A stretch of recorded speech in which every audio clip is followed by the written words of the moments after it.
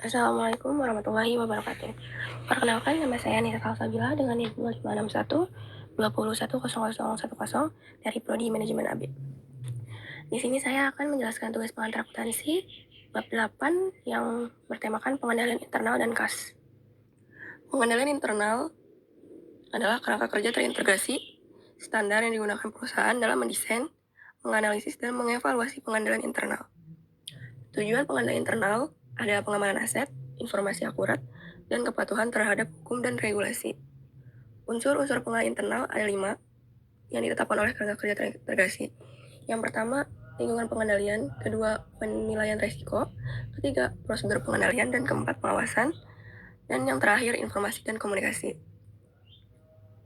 Di sini ada tampilan unsur-unsur dalam pengendalian internal. Ancaman terhadap pengendalian lingkungan pengendalian ada penilaian risiko, prosedur pengendalian, pengawasan, informasi dan komunikasi. Ini semua ada di manajemen dan perusahaan. Lingkungan pengendalian ada 3 faktor yang mempengaruhi lingkungan pengendalian perusahaan. Sebagai berikut, ada CEO, struktur organisasi, karyawan, kebijakan perusahaan, dan filosofi manajemen dan gaya operasi. Penilaian risiko. Semua perusahaan menghadapi risiko seperti perubahan permintaan pelanggan, ancaman pesaing, perubahan peraturan, perubahan dalam faktor-faktor ekonomi, dan manajemen harus menilai risiko-risiko tersebut dan melakukan tindakan-tindakan yang diperlukan untuk mengendalikannya. Prosedur pengendalian dibuat untuk memberikan keyakinan yang memadai bahwa tujuan perusahaan dapat dicapai, termasuk mencegah kecurangan. Prosedur pengendalian merupakan unsur pengendalian internal yang paling penting, meliputi hal berikut ini. Yang pertama, personel yang kompeten, rotasi kerja, dan cuti wajib. Yang kedua, pemisahan tanggung jawab untuk operasi yang berkaitan. Yang ketiga, operasional, penyimpanan aset, dan akuntansi. Dan yang keempat, bukti dan langkah-langkah keamanan. Dan di sini ada tampilan prosedur pengendalian internal. Ancaman terhadap pengendalian seperti pada slide sebelumnya. Pengawasan. Pengawasan terhadap sistem pengendalian internal dapat menemukan kelemahan-kelemahan dan memperbaiki efektivitas pengendalian, termasuk memantau perilaku karyawan dan sinyal peringatan dari sistem akuntansi. Sinyal peringatan atas masalah pengendalian internal. Tanda peringatan sistem dari manusia. Di sini ada perubahan drastis gaya hidup atau tanpa memenangkan undian berhadiah. Ada hubungan yang akrab dengan pemasok, menolak mengambil cuti, seringkali berutang ke karyawan lain, dan mengonsumsi alkohol atau obat-obatan berlebihan. Ada tanda peringatan sistem akuntansi. Yang pertama, dokumen hilang atau jeda nomor transaksi. Atau bisa jadi dokumen digunakan untuk transaksi tidak sah. Yang kedua, peningkatan luar biasa pengembalian uang ke pelanggan atau pengembalian bisa saja palsu. Yang ketiga, perbedaan antara penerimaan kas harian dan setoran bank. Bisa jadi bermakna penerimaan kas dicuri sebelum disetor ke bank. Yang keempat, peningkatan mendadak pembayaran yang terlambat. Karyawan bisa mencuri uang pembayaran. Dan yang terakhir, penundaan pencatatan transaksi. Kemungkinan ada usaha menghambat deteksi kecurangan. Informasi dan komunikasi. Informasi mengenai lingkungan pengendalian, penilaian risiko prosedur pengendalian, serta pengawasan dibutuhkan manajemen untuk mengarahkan operasi dan memastikan kepatuhan pada pelaporan hukum dan peraturan yang diperlukan. Manajemen juga dapat menggunakan informasi eksternal untuk menilai kejadian dan kondisi yang dapat berpengaruh pada pengambilan keputusan dan pelaporan eksternal. Keterbatasan pengendalian internal. Sistem pengendalian internal hanya dapat memberikan keyakinan yang memadai. Bukan jaminan hal ini disebabkan oleh 2 faktor, yaitu pengendalian elemen manusia dan pertimbangan biaya manfaat. Pengendalian kas terhadap penerimaan dan pembayaran. Kas meliputi uang logam, uang kertas, cek giro, wesel, dan simpanan uang yang tersedia. Simpanan uang yang tersedia di bank atau institusi keuangan lainnya siap untuk ditarik kapan saja juga disebut kas. Biasanya yang dianggap kas oleh sebagian besar orang adalah semua jenis uang yang diterima oleh bank untuk disimpan di rekening tabungan. Sebagai contoh, cek yang dapat Anda uangkan biasanya dapat disimpan di bank atau hal itulah yang dianggap sebagai kas. Sebuah perusahaan dapat memiliki beberapa rekening bank, misalnya satu digunakan untuk pembayaran secara umum dan satu lagi untuk pembayaran gaji. Untuk setiap rekening banknya, perusahaan biasanya membuat satu akun buku besar tersendiri. Kas adalah aset perusahaan yang paling mungkin untuk dicuri dan digunakan secara tidak benar dalam kegiatan bisnis. Untuk alasan ini, di sebuah bisnis harus mengendalikan kas dan transaksi kas secara hati-hati. Pengendalian terhadap permintaan kas. Untuk melindungi kas dari pencurian dan penyalahgunaan, perusahaan harus mengendalikan kas sejak diterima sampai kas disimpan di bank. Biasanya, perusahaan menerima kas dari 2 sumber utama, yaitu dari pelanggan yang membeli barang atau jasa dan dari pelanggan yang membayar piutangnya. Pengendalian yang penting untuk melindungi kas yang diterima di penjualan langsung tunai adalah mesin kasir. Di sini ada gambaran kas yang diterima dari penjualan tunai. Ada dari pelanggan, arus balik kas barang dan struk penjualan, kas kurang atau kas lebih.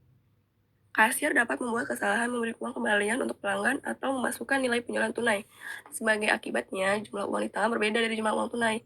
Selisih tersebut akan dicatat dalam akun kas kurang atau kas lebih, atau bahasa lainnya cash short and over. Jika ada uang lebih, kas kurang atau lebih akan dikreditkan untuk kelebihan tersebut pada akhir periode akuntansi. Seperti saldo debit akun kas kurang atau lebih dimasukkan dalam beban lain-lain pada laporan laba rugi. Saldo kredit akun tersebut dimasukkan dalam bagian penghasilan lain-lain. Kas yang diterima melalui cek atau giro ketika pelanggan membayar tagihan mereka. Kebanyakan faktur perusahaan dirancang agar para pelanggan mengembalikan potongan faktur yang berisi jumlah tagihan yang disebut slip pembayaran bersama dengan lembar pembayaran mereka. Kas yang diterima melalui transfer dana elektronik. Kas juga dapat diterima dari pelanggan melalui transfer dana elektronik. Pengendalian pembayaran kas harus memberikan keyakinan yang memadai bahwa pembayaran dilakukan hanya untuk transaksi yang telah diotorisasi. Kas digunakan secara efektif dan efisien. Sebagai contoh, pengadilan seharusnya meyakinkan bahwa semua diskon pembayaran yang tersedia akan diambil. Ada sistem voucher. Sistem voucher merupakan rangkaian prosedur untuk mengizinkan dan mencatat liabilitas dan pembayaran kas. Voucher adalah suatu dokumen yang memberikan bukti pemberian izin membayar kas atau melakukan transfer dana elektronik. Tagihan yang telah ditandatangani dianggap sebagai voucher. Kas yang dibayar dengan transfer dana elektronik juga dapat dibayar melalui sistem transfer dana elektronik. Sebagai contohnya, Anda bisa menarik kas dari rekening bank Anda menggunakan mesin ATM. Penarikan yang Anda lakukan adalah contoh transfer dana elektronik.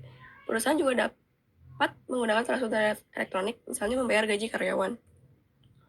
Ada rekening bank, perusahaan menggunakan rekening bank adalah untuk pengendalian internal. Beberapa keuntungannya adalah rekening bank mengurangi jumlah kas di tangan.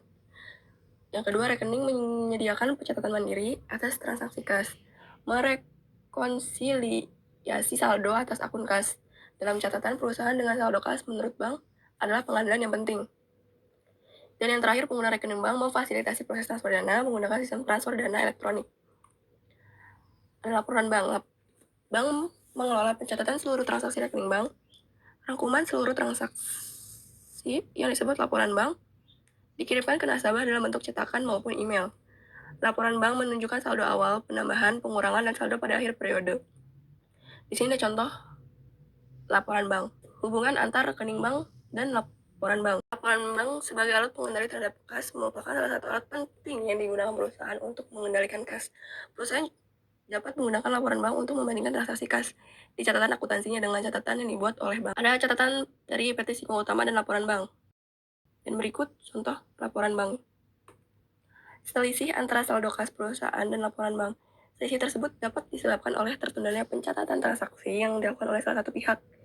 Selisih tersebut mungkin juga berasal dari kesalahan dalam pencatatan transaksi yang dilakukan baik oleh perusahaan ataupun bank. Rekonsiliasi bank merupakan analisis informasi dan jumlah yang menyebabkan saldo kas yang dilaporkan dalam rekening bank berbeda dari saldo kas dalam buku besar dan bertujuan untuk menghasilkan saldo kas yang disesuaikan.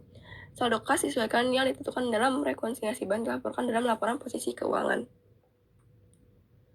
Rekonsiliasi bank biasanya dibagi dalam dua bagian.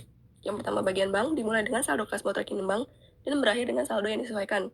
Yang kedua, perusahaan dimulai dengan saldo kas menurut catatan perusahaan dan berakhir dengan saldo yang disesuaikan. Kedua saldo yang disesuaikan dalam rekonsiliasi oleh bank akan perusahaan harus sama. Di sini ada contoh rekonsiliasi bank. Langkah-langkah dalam rekonsiliasi bank. Ilustrasi dari rekonsiliasi bank. Di sini ada rekonsiliasi bank untuk PT Sigma Utama. Ayat jurnal untuk PT Sigma Utama berdasarkan rekonsiliasi bank. Sebelumnya ayat jurnal untuk PT Sigma Utama adalah sebagai berikut. Berikut tampilannya. Dana kas keperluan khusus. Perusahaan biasanya harus membayar sejumlah pengeluaran kecil, seperti perangkap, perlengkapan kantor, atau perbaikan kecil. Dana kas kecil biasanya diisi kembali pada jarak periode atau saat dana habis, atau mencapai jumlah minimum. Saat dana kas kecil diisi kembali, akun yang didebit ditentukan merangkum penerimaan kas kecil. Kemudian cek ditulis sejumlah ini dan dimasukkan dalam kas kecil. Ilustrasi dana kas kecil. Diasumsikan bahwa dana kas kecil sebesar 500.000 dibentuk pada tanggal 1 Agustus. Berikut tampilannya. Kas kecil didebit jika dana kas kecil dibuat ketika jumlah dana dinaikkan. Kas kecil dikredit ketika jumlah dana kas kecil diturunkan. Pada akhir bulan Agustus, bukti kas kecil menunjukkan pengeluaran untuk pos-pos berikut. Perlengkapan kantor senilai 380.000, perangkap 22.000, perlengkapan perlengkapan toko 35.000, beban administrasi lain-lain 30.000, dan totalnya 467.000. Ayat jurnal untuk mengisi kembali dana kas kecil pada tanggal 31 Agustus adalah sebagai berikut. Pelaporan kas dalam laporan keuangan. Kas biasanya dicatat sebagai yang pertama dalam bagian aset lancar. Dilaporkan posisi keuangan. Perusahaan dapat memiliki jumlah kas melebihi kebutuhan operasinya. Dan biasanya perusahaan menginvestasikan kas dalam investasi yang sangat liquid untuk memperoleh bunga. Investasi semacam ini disebut setara kas. Dan berikut ada gambaran laporan posisi keuangan Dekopi yang menyajikan kas ditunjukkan sebagai berikut. Rasio kas pada pengeluaran kas per bulan. Untuk perusahaan yang baru dimulai berjalan atau sedang dalam kesulitan keuangan, kas merupakan hal penting untuk proses kelangsungan hidup. Rasio kas terhadap beban kas bulanan berguna untuk menilai berapa lama perusahaan dapat melanjutkan operasinya tanpa yang pertama pembiayaan tambahan dan yang kedua arus kas positif dari kegiatan operasi. Rasio kas terhadap beban kas bulanan dapat dihitung sebagai berikut. Rasio kas terhadap beban kas bulanan sama dengan kas pada akhir tahun per beban kasus bulanan. Kas termasuk setara kas diperoleh dari laporan posisi keuangan akhir periode. Beban kas bulanan terkadang disebut cash burn, diestimasi dari bagian aktivitas operasi laporan kas sebagai berikut. Beban kas bulanan sama dengan arus kas negatif dari kegiatan operasi per 12. Ilustrasi kas pada pengeluaran kas per bulan. Data berikut dalam ribuan diambil dari laporan keuangan Asian Power Technologies. Dan berdasarkan data yang disajikan sebelumnya, beban kas bulanan dan rasio kas pada beban kas bulanan dapat dihitung sebagai berikut. Contohnya, dan sekian penjelasan dari saya, kurang lebihnya mohon maaf. Wassalamualaikum warahmatullahi wabarakatuh.